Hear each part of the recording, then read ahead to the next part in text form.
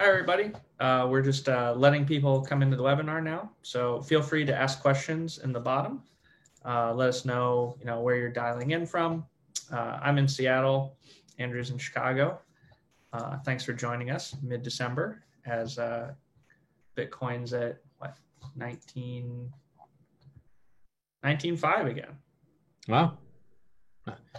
I feel like it's always a good day when we do these. We should do these more often. It is always good when Bitcoin's at 19.5. Yeah. Hopefully soon it'll break 20. Yeah, stay there. That's a really interesting thing about Bitcoin chart is in the last year, it's just stayed above 5,000 and it spent tons of time above 10,000. It's just nuts. Yeah.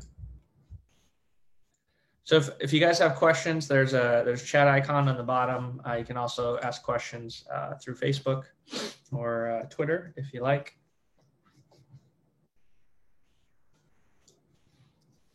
You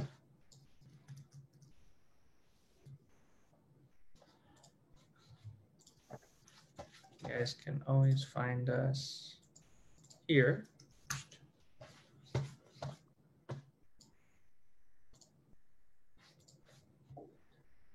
We'll just allow a couple minutes for people to join. Feel free to ask questions at the bottom.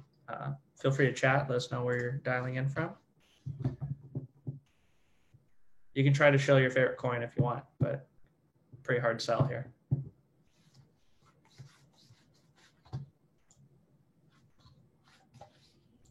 But pretty hard to sell here.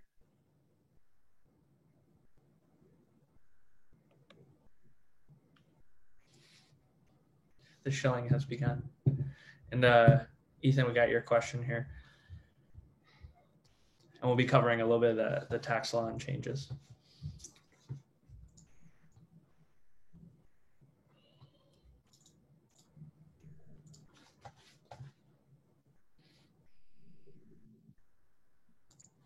Okay, I think we can go ahead.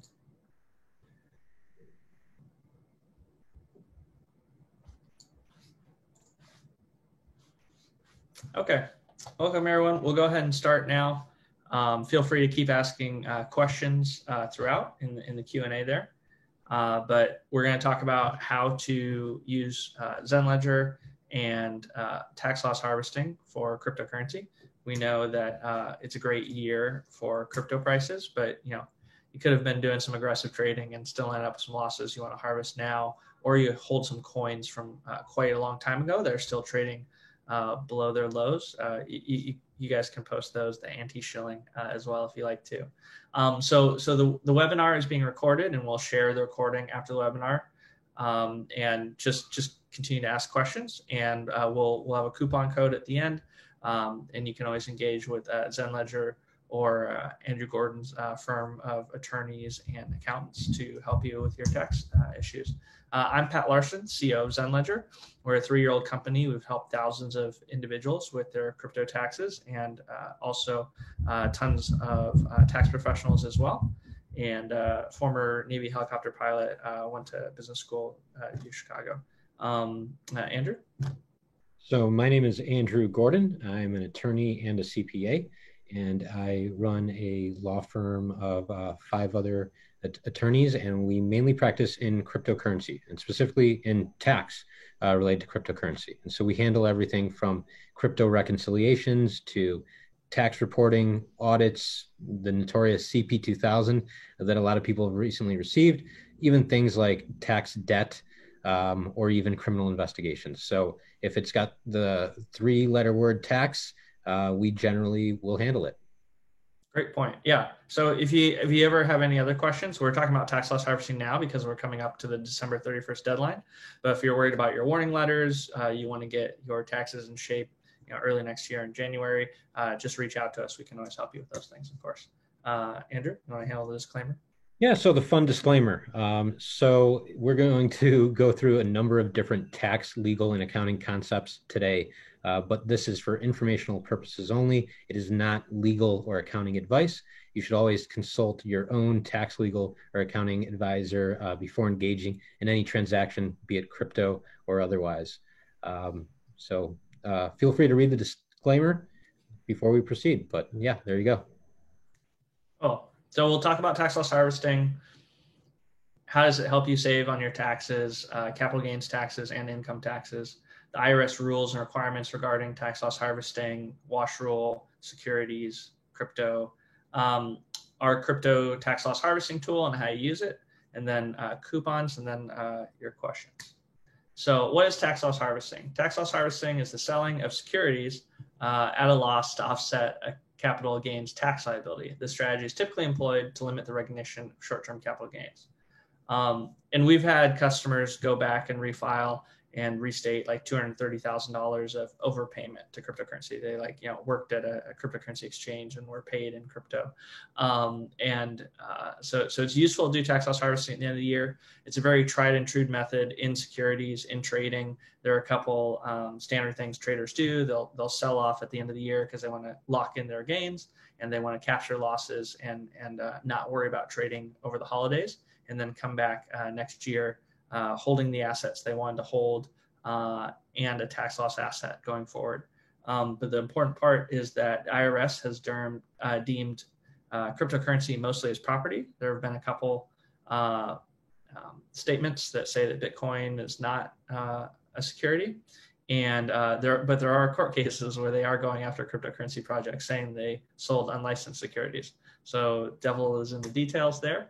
How do you benefit from it now? Well, as you can see, we've had a little bit of chop at the end here in December. Still quite high, but 19,000 down to 17,000 back up and down. So there's a little bit of chop there. There's obviously the sell-off in March. And then, we don't know what the future holds in the next 2 weeks going up to the December 31st deadline, where you have to close out your gains and losses for this tax year, the 2020 tax year. So, you could have invested in some altcoins or DeFi tokens and still be trading at a loss right now. They're still currently below where you bought them. Or you just kind of want to shift assets around. You say, hey, I'm a big believer in Stellar right now. I have some Ripple that I bought 2 years ago that I think I'm going to sell. And you can capture a loss from the sale of the Ripple and free it up to buy into a new asset. Or midnight, December 31st, you can say, I still love my Bitcoin. I bought it at 21,000. It's currently at 20,000. And I'm going to sell it at midnight, just before midnight, December 31st. I'm going to lock in that $1,000 loss on the Bitcoin from 21,000 to 20,000. And then a minute after midnight, January 1st, I'm going to buy that Bitcoin back. So now I'll have my one whole Bitcoin that I bought back January 1st for 20,000. And I'll have a $1,000 tax loss asset that I can put towards my gains that I had in the year 2020 or toward my income taxes in 2020. So we'll talk a little bit about that. Andrew, you want to handle legal requirements here? Yeah, sure. So, as Pat was saying, there's, I think, generally two big misconceptions with tax loss harvesting. The first is that even if your portfolio may be in a positive position overall, you may still have tax loss harvesting opportunities because certain coins may be down relative to others. So as Pat was describing, you have to look at your portfolio, and we'll talk about how Zen Ledger could be used to do that as well. And then the second aspect is just because you're harvesting a loss by exiting a position doesn't mean that you have to always not hold that crypto, that there's opportunity to buy back in. And we'll talk through that, which is the wash sale rules as well. But overall, because the IRS has defined crypto as property, we use a lot of the same rules that apply to stocks or securities, especially with respect to how capital losses, capital gains can be realized, and how they can be used with respect to other income tax items. So, for example, if you don't have any crypto gains this year, you may still want to harvest your crypto losses because these losses can be used and applied to other gains, not just crypto.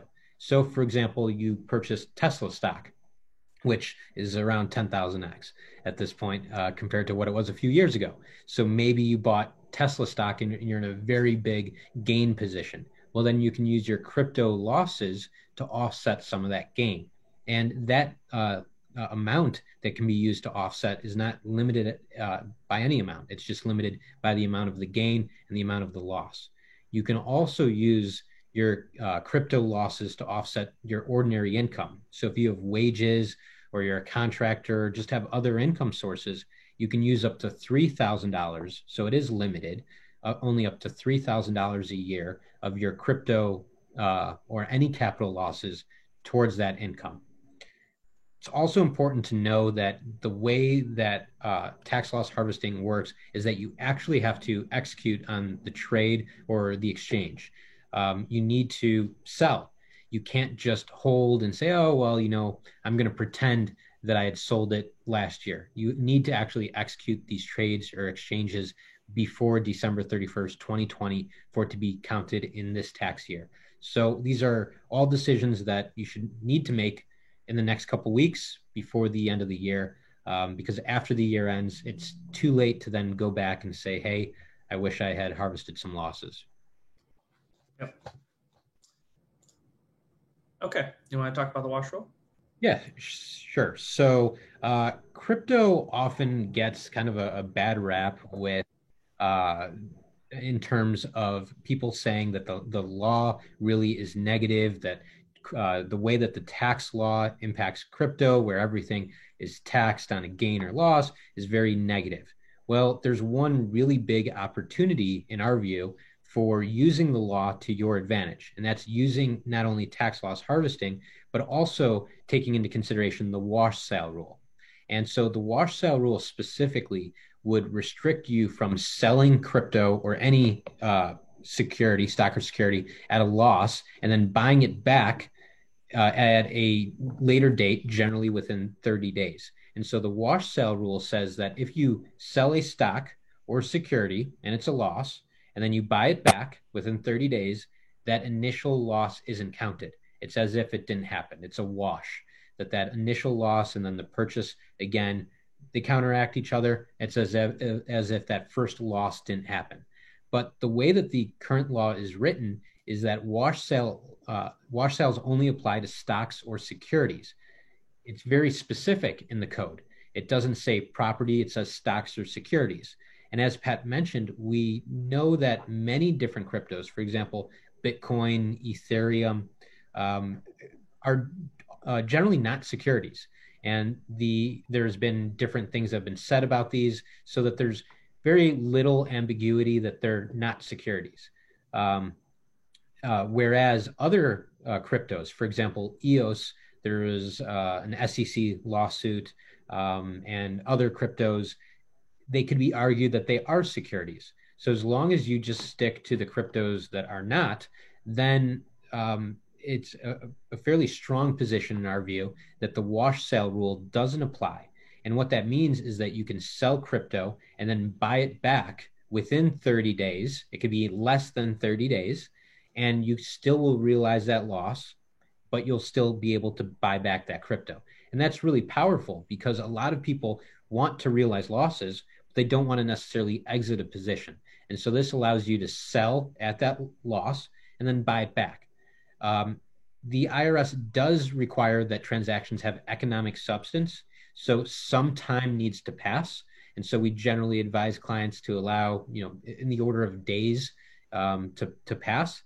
But if it's at the end of the year, another strategy is to do it in one tax year, to execute a sale in one tax year, and then buy it back in another. But as long as you allow some time to pass so that there is risk to the value of the crypto, the IRS should find that there is economic substance and the wash sale rule wouldn't be applied. One other final consideration before everyone just jumps into selling all their crypto and buying it back is that you do reset your holding period, meaning that if you are currently holding something that's long-term and then you sell it and then buy it back, your holding period now is today or whenever you bought it back. And so long-term gains are some of the most tax favorable types of gains or income out there. And so if you know you're going to be at a gain in the future, you're going to sell, you may not want to do a sell and then buy back because you're going to reset your holding period. So it really is important to look at what you're holding, consider your overall strategy, and then make decisions accordingly. Yeah. Oh, and then a common question we get is long or short-term holdings for your losses, and it doesn't matter. Like we said, you could have bought something 3 days ago and it goes down 10%, or you could have bought something 4 years ago and it's down 10% from where it was then. Excuse me. Bless you. I don't remember where the mute button was. When you sell a coin at a loss, it doesn't matter how long you've been holding it for. But when you buy it back January 1st, you've now started a clock again. So it may have been preferable to buy Bitcoin at 20,000. It goes down to 19,000, but you held it for a couple of years now, right? So say you bought right at the peak, January 2018, and you've been holding it at 20,000 this whole time, and now you're finally back, and you think it's going to go to 30,000 next year. You would just hold that. You shouldn't sell that for a tax loss harvest of $500 or something right now, probably, because you want the long-term capital gains. Like, you need to sell it next year. You're going to buy yourself a boat. So it matters on the plans you have, how long you've been holding, what your future gains are going to be. So the other problem is that Congress has not passed a lot of laws stating exactly how cryptocurrency should be treated from a tax and regulation standpoint. So we're giving you rules of the road. Like, here's what they say about securities. By the way, they don't specifically say this for crypto, but something to keep in mind. And what might be a more conservative approach to this versus a more aggressive approach, right? We have some clients who are extremely aggressive, and they think, hey, if I can save $1 million in taxes this year, and 4 years from now, Congress passes something and I got to pay 6% a year in fines on $1 million, fine, because I'm going to employ that capital. I'm using an attorney, I'm using an accountant. Like, I'm not doing anything illegal, I'm just doing something aggressive. Whereas other clients are just like, I don't want to deal with this at all. It's only 5% over my overall financial holdings. I don't want to trigger an audit from my crypto trading because I have an LLC, a 401k, a business, a house, like all these other things. They always just want to basically kind of be as conservative as possible. So just other things to consider there. Okay, so in our Zenledger tool, here's how you do tax loss harvesting. You'll go and you'll run your reports. To start by going to wallets and then next step, and so that you kick off the report generation dialog, so that you get the absolute most recent pricing. And then when you go into your Google Sheet to produce your tax loss harvesting, you'll see produced today, Wednesday, and the timestamp or the last one. So you'll see when it was produced, December 15th. Right, and that's how you'll know that the most recent prices are in the software for you to use. Then you'll look at a summary. We'll go with FIFO, first in, first out, FIFO, because that is the most common and conservative approach to accounting.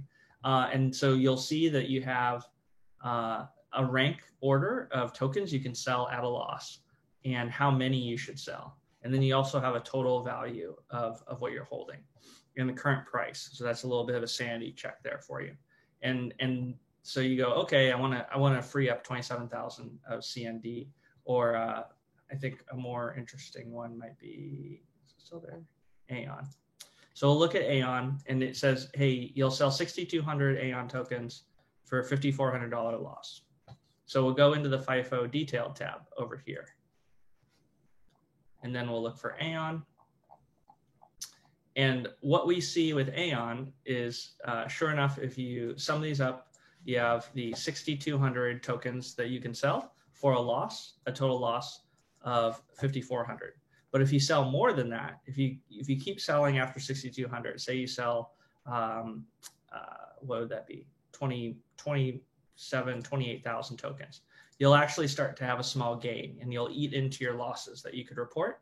So you only want to sell up to the 6,200 that our analysis says, hey, this is what's currently at a loss based on the time and price you acquired it at versus the current price.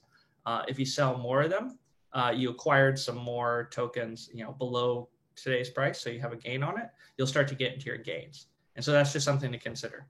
And again, you can execute this today and wait a couple days and buy back, lock in that loss, or you can execute it on December 31st. You can sell anywhere on any exchange. You can sell from Aeon to Bitcoin or on an exchange and then buy back. You can sell it to a stable coin. It doesn't really matter. You don't have to go out to cash. You don't have to go to dollars. You don't have to go out to stable coin. You could just trade Aeon for Stellar, like coin to coin swap. It's still a transaction that locks in your losses and that you can apply for income tax or against your other capital gains. So that's very simply, like how you would do it in the software. If you ever have any questions, when you're in the app, just come down here, click on the envelope to the right, start a chat. We're here nights, weekends to help you out. We'll be working December 31st to help you, or you can email us at hello@ZenLedger, and we can also arrange phone support.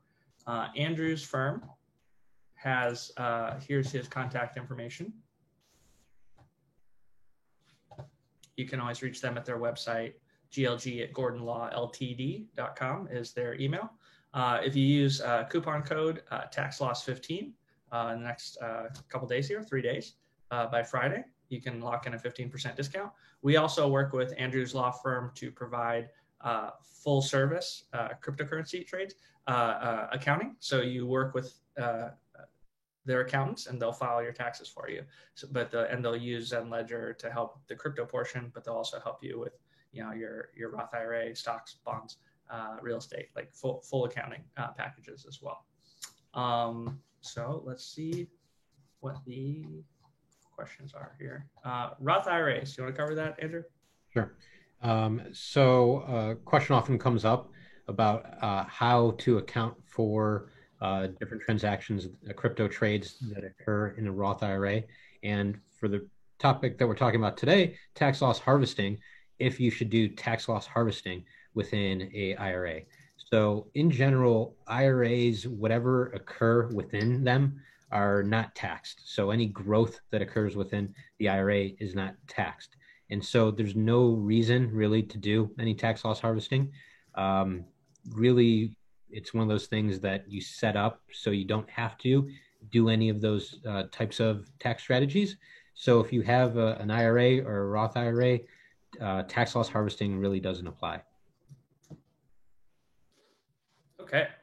I think we've talked about number 2, about years so far. Again, you could have been holding crypto from, say, 2018, bought all-time peak highs and held it till now. And it's basically, 2 years, 11 months later. And you can sell those at a loss. It doesn't matter how long you've been holding a token at a loss for.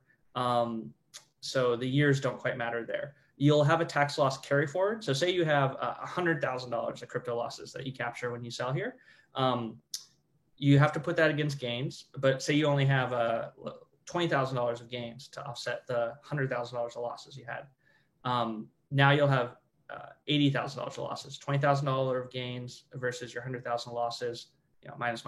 Now you have $80,000 of losses that you carry forward to the next year. You can't apply them retroactively. You can't apply your 2020 losses to your 2017 gains. But you carry them for a year, and when you file your 2021 taxes, you'll have that $80,000 of losses to apply to your gains that you had in 2021. If you claim $3,000 of income tax,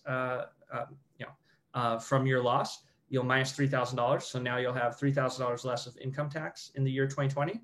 And now 80,000 minus 3,000 means you'll have 77,000 of tax loss asset that you carry forward to 2021. So that's how you think about time and years for tax loss harvesting. Andrew, you want to talk about lost or stolen hack? Yeah, stuff? Sure. So even today, we got a call from a potential client who had crypto on a ledger, on a hardware wallet, and they did certain things, and their crypto was stolen off of their hardware wallet. And so if you can, for instance, show that there was a withdrawal, so the blockchain, one of the benefits of the blockchain is we have a ledger, we have a history. And so if, for instance, you have a wallet and then we can show that there was crypto withdrawn off of it, that's a pretty clear paper trail. For instance, then you can show that it went to a tumbler and that it was then gone forever, and it was never returned to you. That's pretty clear paper trail. There are other times when, for example, you had an exchange account and the exchange closed down, or it got hacked, or your credentials just stopped working. Sometimes those are harder to prove, but it's also just a matter of just whatever records you have. And so sometimes with like a crypto exchange that's closed or hacked, we can identify what was sent to that exchange. And then we can also identify that either nothing was sent back or what was sent back. So then we know what went in, we know what went out. Must then know what was lost in the middle. So it really depends on the facts and the circumstances. And then there's also different ways to deduct it on your tax return. But really, one of the benefits of the blockchain is there's usually some record there that we can point to. Yeah. So you'll prove it out. Be prepared to defend your assertion that it's been lost or stolen, and then you'll assign the cost basis you acquired it at, right? Yep. Yeah.